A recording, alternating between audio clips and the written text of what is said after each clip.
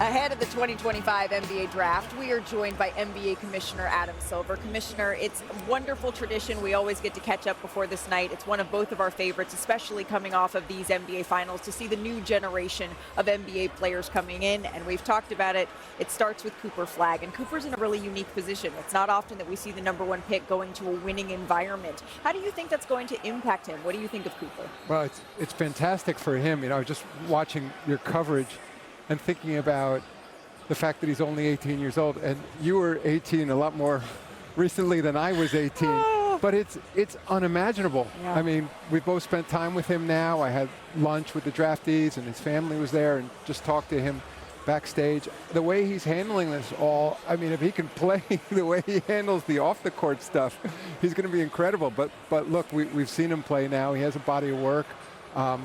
Maybe most importantly, when I hear the way NBA players talk about him, yeah.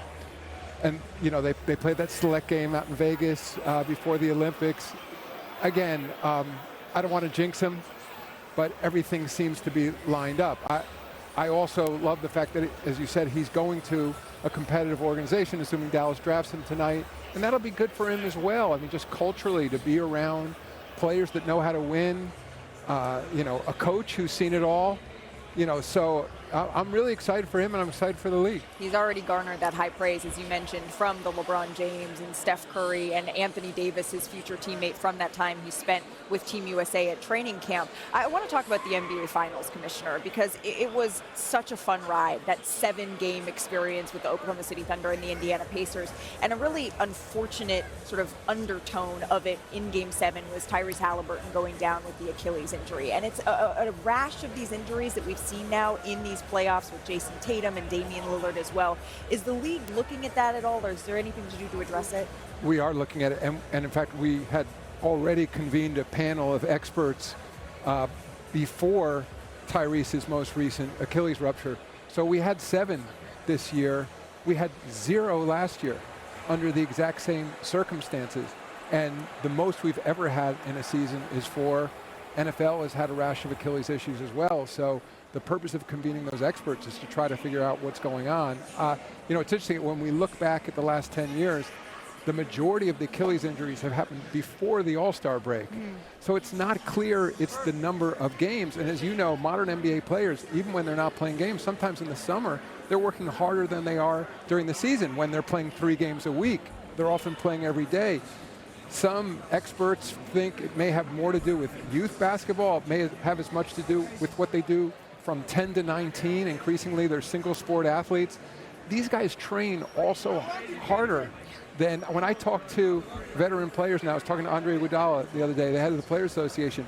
He's saying he's counseling a lot of these players that they need more rest on their body in the off season. I mean, you've got guys working out 3 times a day. So I'm hopeful that by looking at more data, by looking at patterns, you know, this is one area where AI, people are talking about how that's going to transform so many areas. The ability with AI to ingest all video that a player, of every game a player's played in, to see if you can detect there's some pattern that we didn't realize that leads to an Achilles injury, whether it's associated with calf injuries.